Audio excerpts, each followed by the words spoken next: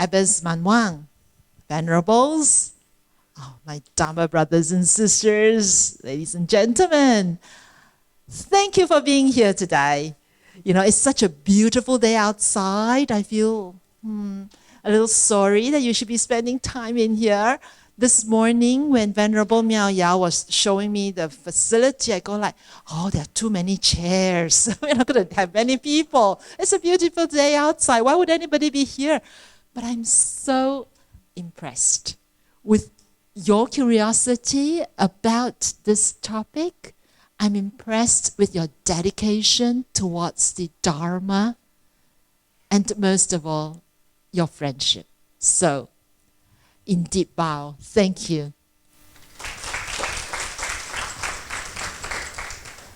I hope I will not disappoint you. So at any time, please feel free to leave. It's all right. You will not be disturbing my ego. If you don't mind, I'm going to have a seat. Is that okay? Will you be able to see me if I sit down?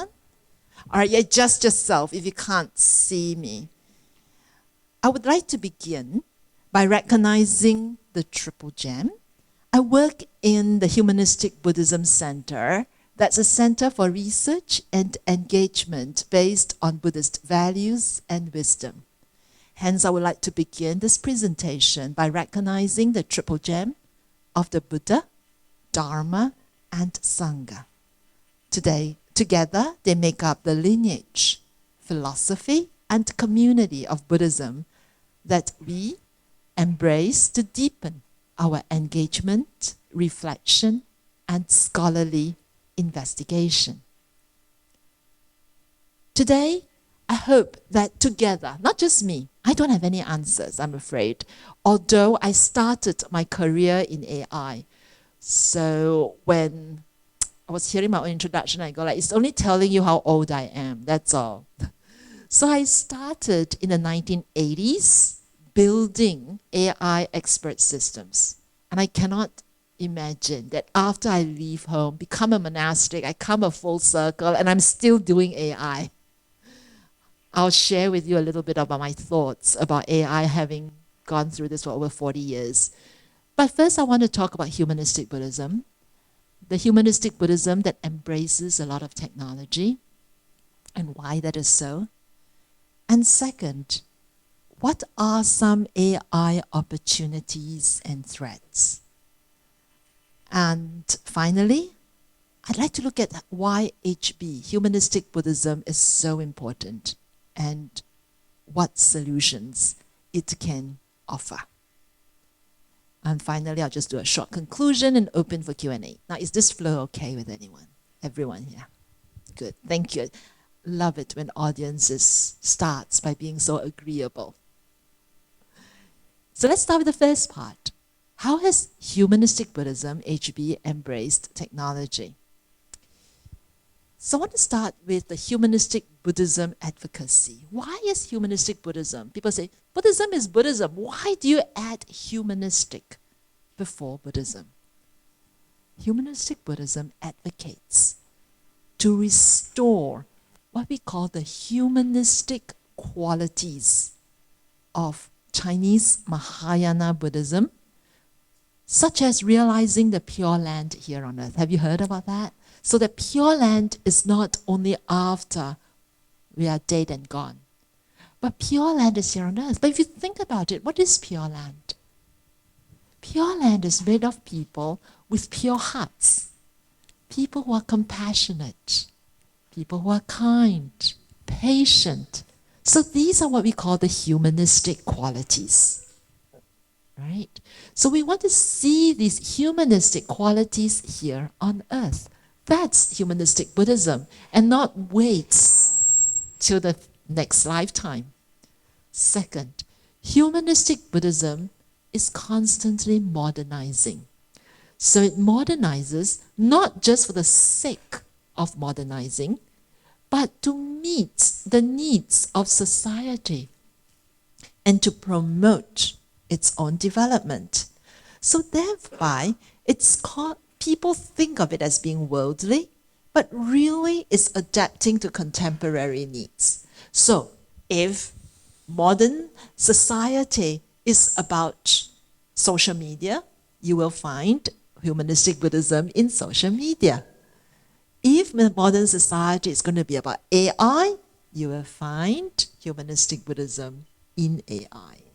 But the difference is that we are using the technology for the benefit of humanity.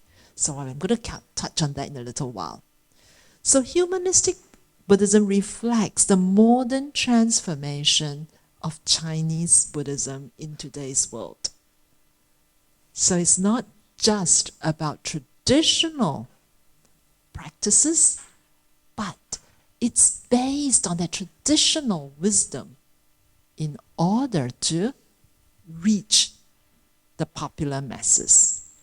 So Buddhism should have a very positive effect on society through practical actions. And I can see many of you are wearing the BLIA vest. You are the representative of this positive effect on society through your practical actions. So for that, we thank you.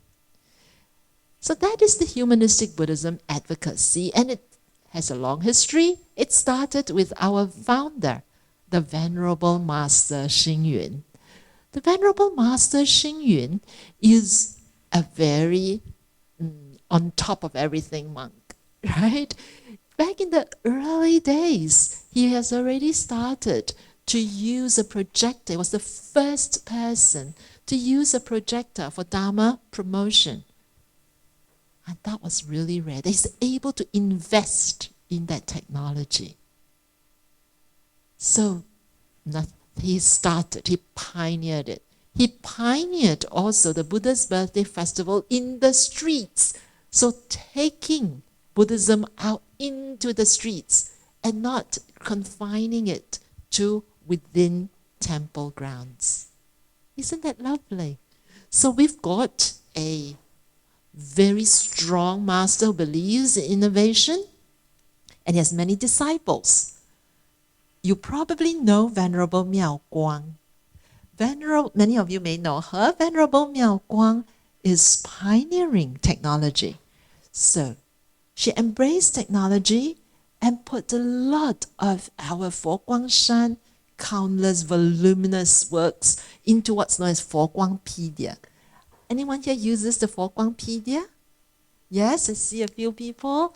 You are the beneficiary of the work that Venerable Miao Guang and her big team of global translators as well as volunteers, some of you are here in Brisbane, helped her to put various videos, podcasts, etc.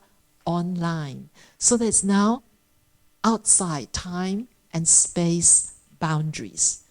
So what I'm trying to say is that Fo Guangshan is never shy of technology. And so it's not just tradition, but it's tradition built on top of whatever means is necessary to reach out to the people who need the Dharma. So that's Fo Guangshan and what Humanistic Buddhism is about. Now I'm going to switch channels and talk about AI. And after I'm done with that, then we bring the two streams together. Okay? So let me just look around. Has anybody here not used AI? Has anybody not used AI? No, don't feel shy. You can put up your hands. Anybody not used AI? Okay. 1, 2, 3, 4, 5. Okay. I'm going to show you where AI is, and then you're going to tell me again whether you've used AI. So let's first start by understanding artificial intelligence. It is not a very new term. 1956, when John McCarthy introduced the word artificial intelligence to talk about how machines can simulate human intelligence. That's why it's called artificial, because it's simulated intelligence. It's not real intelligence. So behind that, the assumption is that who has intelligence? Only humans. And then the machines are just simulating. And I'm going to start by talking about something called narrow AI or ANI, okay? Narrow artificial intelligence, and that means it can do a small slice. It appears intelligent for a very small set of circumstances that you program it to do. So now you look at this. Self-driving cars, they are already available. It's not Australia, not widespread yet, but you've heard about self-driving cars, right? Facial recognition tools. Haven't you not used it on your phone? That you can recognize your face and that's how you unlock your phone? AI is there. So we also have bots, customer service bots. Haven't you you try to buy something and then there's a little pop-up that says, ask me any questions. And then you ask whatever question, they say they don't know. Those are AI bots, right? Have you seen those? Then we've got systems that recommend you what to shop for, what to buy. Haven't you noticed that sometimes you buy something? This is what happens. I've got a colleague who bought strawberries from the supermarket. I think she went through the counter or something. She bought supermarket, and the minute she reached home, immediately on her phone, an advertisement popped up to tell her what to buy to wash those strawberries. Gosh, somebody is really monitoring where she's spending her money, what she's spending on, and then when she reached home, the next thing to buy. Haven't you encountered that? Right? It's pretty scary if you think about it. Then, of course, there are various filters, etc. on your phone. So actually what I'm trying to say, AI is everywhere, including your washing machine, your rice cooker, or your appliances at home. AI. And let me tell you, if you don't buy your laptop now, I think even now, your laptops have AI built in. It's in the chip. So AI is a part of our life. But that kind of AI, we called it the narrow AI. It's the generative AI that you know of. Some of you know ChatGPT and so on. Midjourney. That's still in the narrow AI range. But what most of these AI companies are doing is that now competing in order to develop the next round. So whoever is going to be first in the market may be able to be the winner of the artificial general intelligence. This is when the system is going to be as good as human beings. So that's when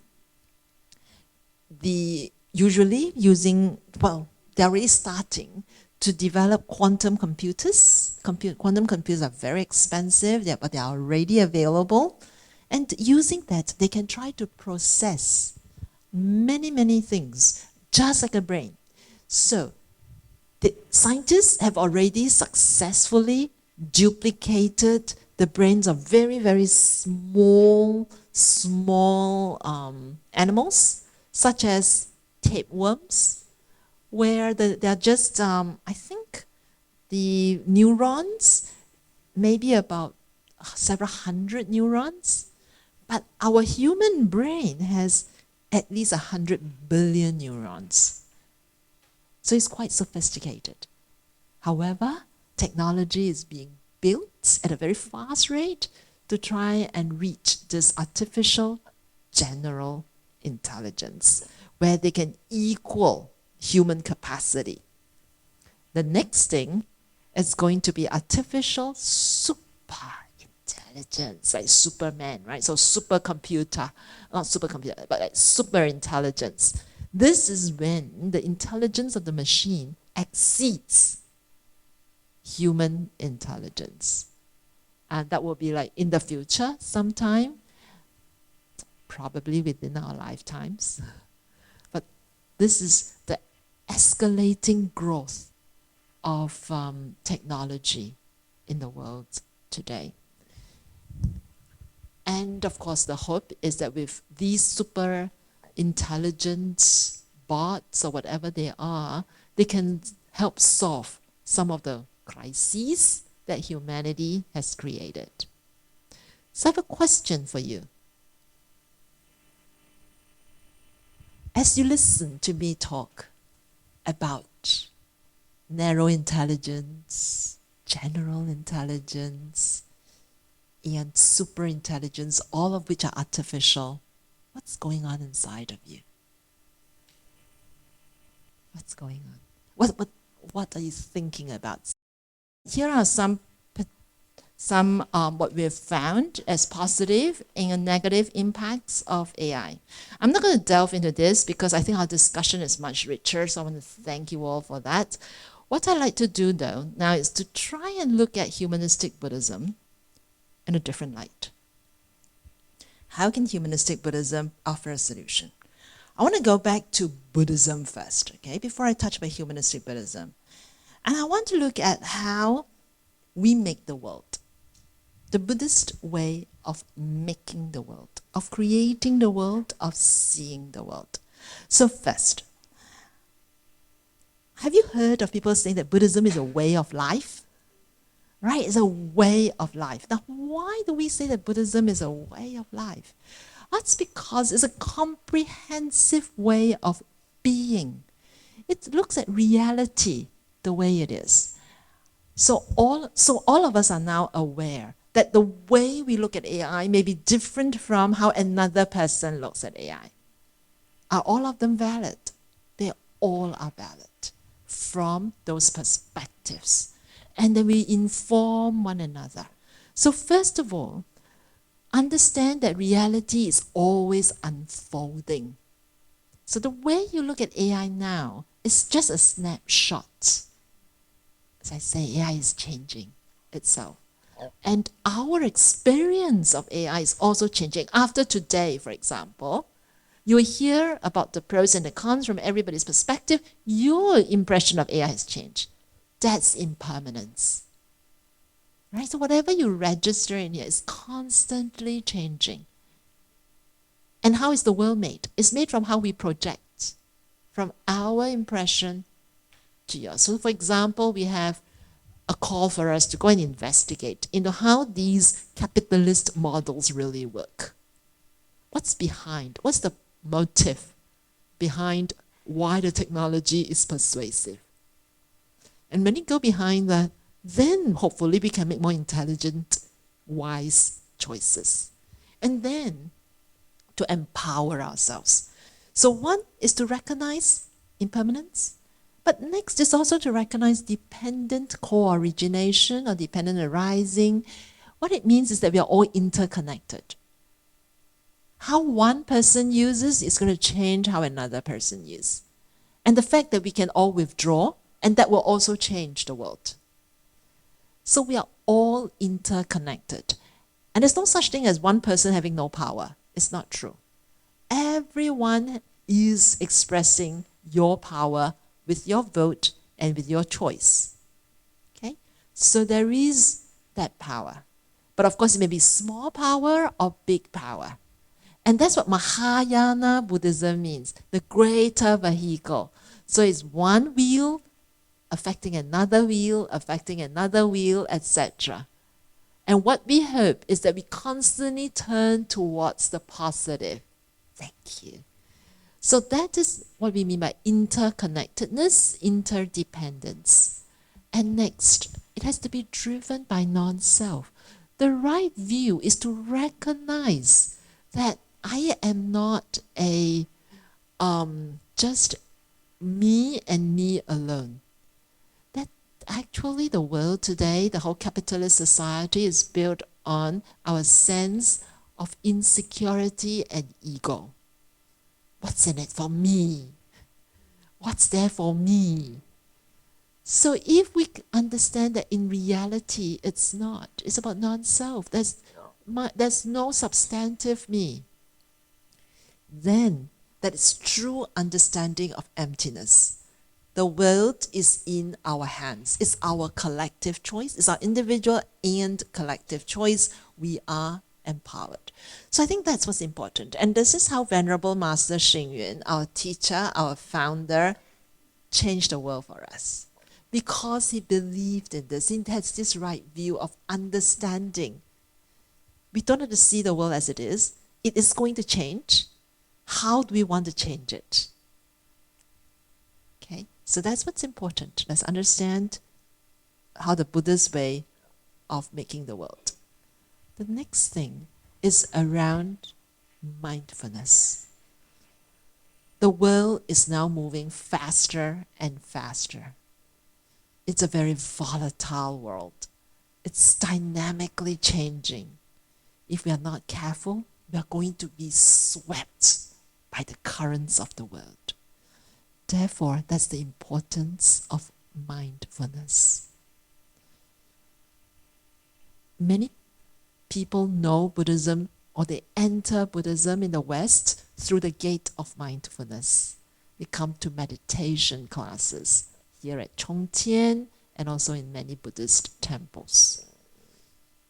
Mindfulness allows us to focus on an opportunity to pay attention.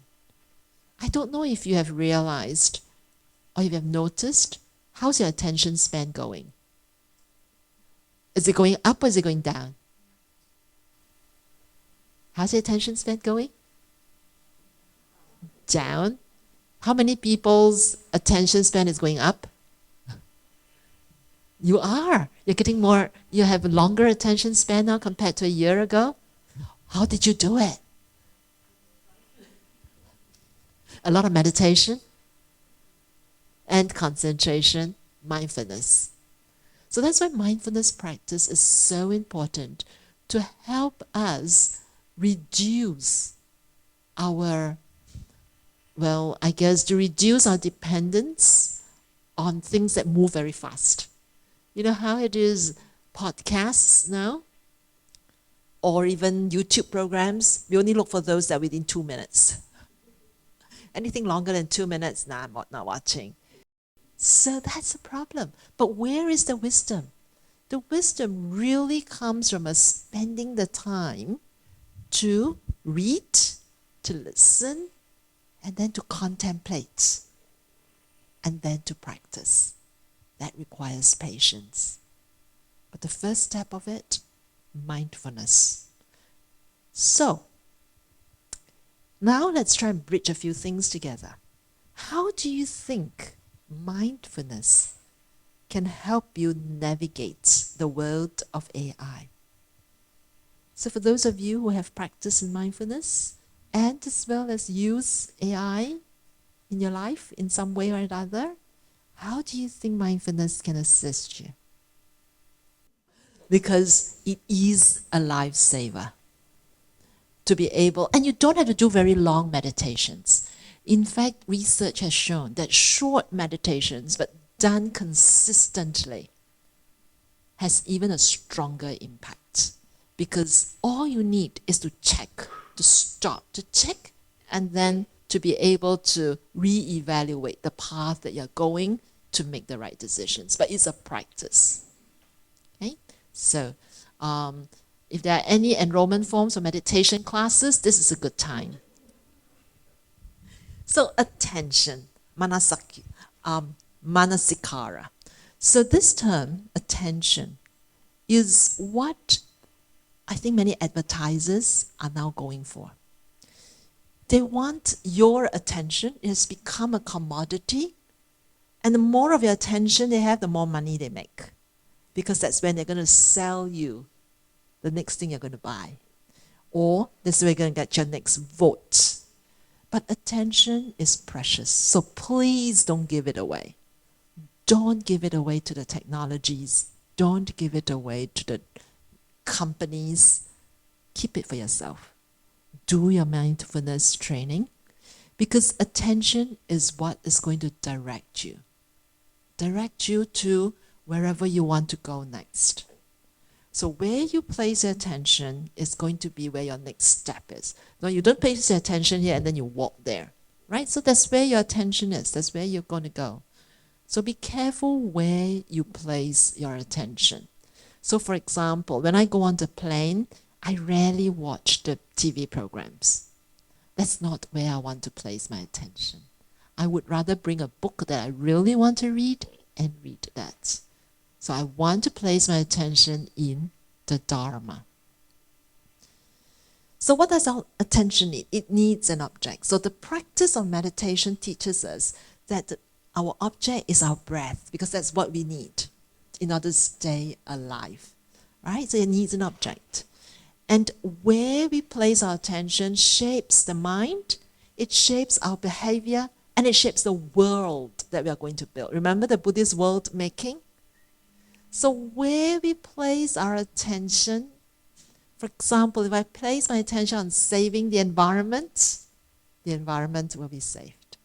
If I place my attention on being kind, the world will be a kinder place. So this is a very important assumption and a foundation and our beginning. And I'm trying to explain to you why Buddhism places so much attention on meditation. Because it's to train our attention to be more focused and to stay in that direction. Because what the technology is now doing is to move our attention into the next thing. It's trying to grab our attention away from our focus and go to the shops, go to the votes, go to something else. And we become so used to this fragmented attention that is now called an attention economy. People are buying and selling our attention. This is how bad the situation is. Our attention has become a commodity that people are buying and selling. Do we want to allow that to happen? No. We want to embrace Buddhist practice to pull back our attention so that instead, let's have an attention ecology. And let's have a Buddhist-inspired attention ecology. So what this means is that we use our attention to build a whole ecosystem, a positive environment. And that's what some of you were saying about AI. Instead of letting AI control us, let's use AI instead as a partner to help us to build this positive environment. Hopefully, quickly. So instead of maximizing profit, which is what the economy is about, the ecology is one about maximizing wisdom, maximizing kindness, maximizing compassion, and all these humanistic values is an ecology. And that's what's beautiful. And that's what's possible. To do that, there's a very important concept in Mahayana Buddhism and also in Humanistic Buddhism, and that's the bodhicitta. Bodhicitta. So what is bodhicitta? It means the bodhi mind. It is a commitment. So it's attention, right? It's attention that's sustained. That's why it's a commitment. Commitment to reach full awakening. It means to be a Buddha, but not for ourselves, but really for the benefit of others, for all sentient beings, whether they're human or non-human, whether any sentient being. So what it is an altruistic aspiration. That means it's not selfish, non-self, right? So it's not self-centered, and it's grounded in compassion and kindness. So therefore, we all now have agency, but as a moral agent, as an ethical person, making the right decisions for the benefit of others. And with that, I think we can create a pure land on earth.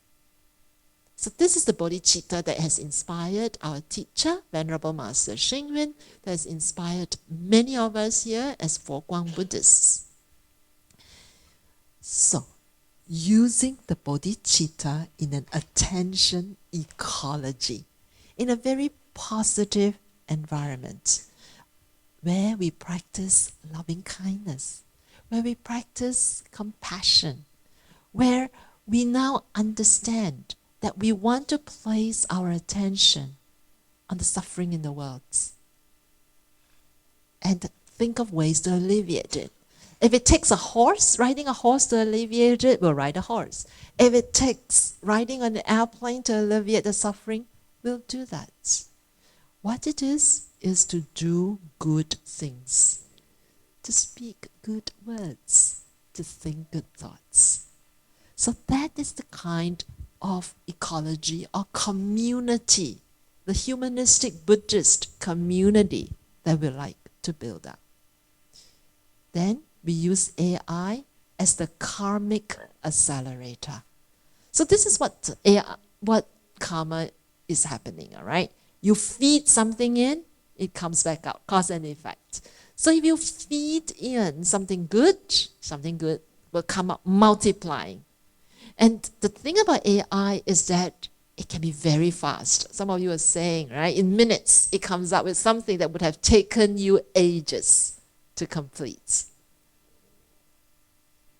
Now the same thing. You feed in a lot of kindness will come out. You feed in a lot of violence will come out. Of course, there are many factors in between, including people who are filtering the data, including people who are selecting. There are many things that's happening in between before the output. But in general, AI can be seen as the karmic accelerator. And therefore, my idea of creating what I call a metaverse, a concept I created in 2021 when I heard Facebook, when it became Meta, and it wanted to create a metaverse of avatars. I got like, no way. So right at the day when metaverses was announced, when I first heard it, I created metaverses. I see it as a humanistic Buddhist karmic accelerator, where there are many communities of practice sending out metta, which is the Pali word for loving kindness, but unconditional loving kindness, selflessly serving with wisdom. Okay, so this is what's important. It is about the benefit for all living beings. And Master Juewei says, it is about selflessly serving and assisting with wisdom, giving charity without expecting anything in return. It's a friendliness. Okay, that's metta. So our teacher says, we give not because it feels good, that's still very self-centered, but rather that's the right thing to do. So it starts with that giving, that charity, and because it's the human thing to do. So whatever's happening with AI is whatever's happening with AI. It should give me time to be kinder, to be more human, right? So you save hours instead of studying that mathematical problem. What are you going to do with those hours that you have saved? Can we use those saved time to be kinder to the community, to other people? So there is a metta meditation known as a loving kindness meditation, which helps us to reduce stress. There's many benefits. We don't have time today because I'm running very late, but it's a kind of meditation that you can Google and you can find. I would highly recommend you do this after you yourself feel good. That means you're walking in nature and you're feeling really happy. That's a good time to send that kindness and share with people you love, with strangers, and also with people who have made your life difficult. To build that connection with everybody. But it's best to do it when you're feeling good, not when you're already very lacking. Your battery is low. No. Right? I welcome you to join us in our Sunday check-in sessions. So this has run for over 3 years. We are approaching our 200th session every Sunday at 11 o'clock. It's what I see as a metaversus. You may know that we have now 395 volumes of the Master's completed works. And what Venerable Miao Guang and her team, and some of you here may be joining her to do, is translation. And now her translation is sped up by AI, because otherwise it would take very long to translate. So with the help of AI, we hope that very soon we'll be able to receive the English volumes of these 395 volumes of Venerable Master's works. This is Nantian Institute at the corner here, and that's Nantian Temple, nested in greenery just like you, and separated by a bridge. If you ever fly to Sydney, if you ever come to Wollongong, you know who to look for. So we always welcome you to come visit us. And here at Nantian Institute, we are also starting to use AI to do our translations for the Studies on Humanistic Buddhism Journal. So we've not stopped our translation. We welcome you, if you're interested in translations, to join us on this journey. Or if you have English articles that you wish to publish, please also send us your articles. We have built up a humanistic and engaged Buddhism bibliography, and I'm now building a RAG bot to be able to go through this bibliography and offer our students the information that is available in all these academic articles in English that's on humanistic Buddhism. So if you're interested to help me to join us on this effort, you're most welcome to. And as was mentioned earlier by Michelle in the introduction, I've just published this book, Cultivating Compassion, Going Beyond Crises. And it's again a book that talks about the importance of compassion. The first chapter introduces the concept of metaverses. It's available for free download from the publisher Peter Lang. We also have a special interest group on humanistic Buddhism. Please feel free to join us if you're interested in humanistic Buddhism and its study. The reason why I'm here today is because I'm doing some field work on the Buddhism in Australia project. We are trying to find out about the development of Buddhism in Australia. And we have built a website, and we hope that our little findings will become photo stories and video stories that can be made available to anyone interested. But if you have anything you'd like to contribute, stories you want to tell, please let us know as well. And I, of course, welcome you to join us in some of our alumni and students of the Graduate Certificate in Humanistic Buddhism. Because I think what AI has shown is the importance of being human and what it means to be human. So I hope that you will come and explore with me. We have scholarships that are available to all students who wish to embark on the Graduate Certificate in Humanistic Buddhism. It is a very competitive scholarship, but we hope that you can join us on this path. So in conclusion, can we harmonize AI with Buddhist values? I think AI has the potential, or it shows certain potential, but it also has a lot of pitfalls. How can we make the world better? I think that's what's important to us, AI or non-AI. We have to start reflecting and thinking. Let's go back and look at how we've been using, how we have been conducting ourselves. There's a lot of lessons from history. And then use that to build a more ethical and compassionate and kind future. Let's be more mindful. Let's ground ourselves in mindful, intentional practices. The first thing, retrieve our attention so that we can make wise decisions. I think that's what's very important to all of us. So what Venerable Miao Guang and the team are doing is that they're first building a Four Guang dictionary. of Buddhist terms, because that's the starting point. We first need all the translations, consistent translations of the terms. So that should be released sometime this year or early next year. And this is like a 10-year project shortened as a result of AI. So once that's released, we have what we call an NTI reader. An NTI reader is what allows you to go through the Tripitaka or any Chinese texts, including the master's writings. And as you go through over it, it will access this dictionary, and anything else is open source with keywords of what it is.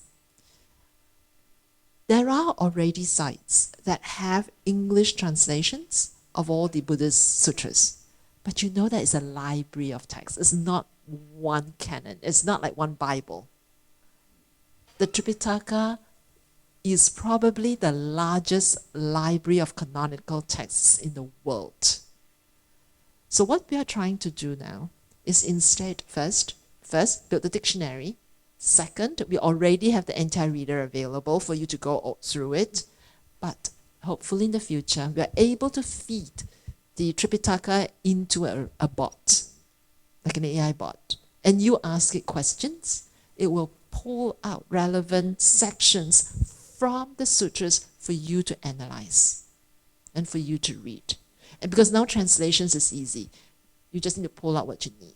Because it's not possible for you to read everything anyway, right? But what you really want is like a butler of information who is able to pull out based on your needs. So that will be the next phase. I don't know, some AI experts can come along and help us. So there's a term that's been coined called eco-sattva. So ecology, eco, E-C-O, bodhisattva, sattva. So it's an ecologically based bodhisattva. So a bodhisattva who wants to do his or her best for the environment. Yes, indeed, education is key.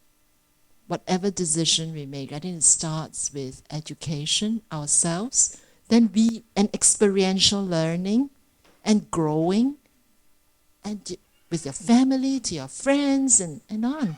That's how it grows and how you learn. So I'd just like to end by dedicating all merits to the late Venerable Master Xing Yun. This was in his letter, his living will. And he said that the banner of Dharma cannot be toppled. The lamp of wisdom must never be extinguished. He hoped that everyone is able to continue to progress on the great path of humanistic Buddhism, to support and uplift one another, and to nurture our own well-being for the sake of Buddhism. So my friends, with this I'd like to say, Humanistic Buddhism is our home. It's the home in our heart that helps us to be a better version of ourselves from moment to moment. Thank you. All the best.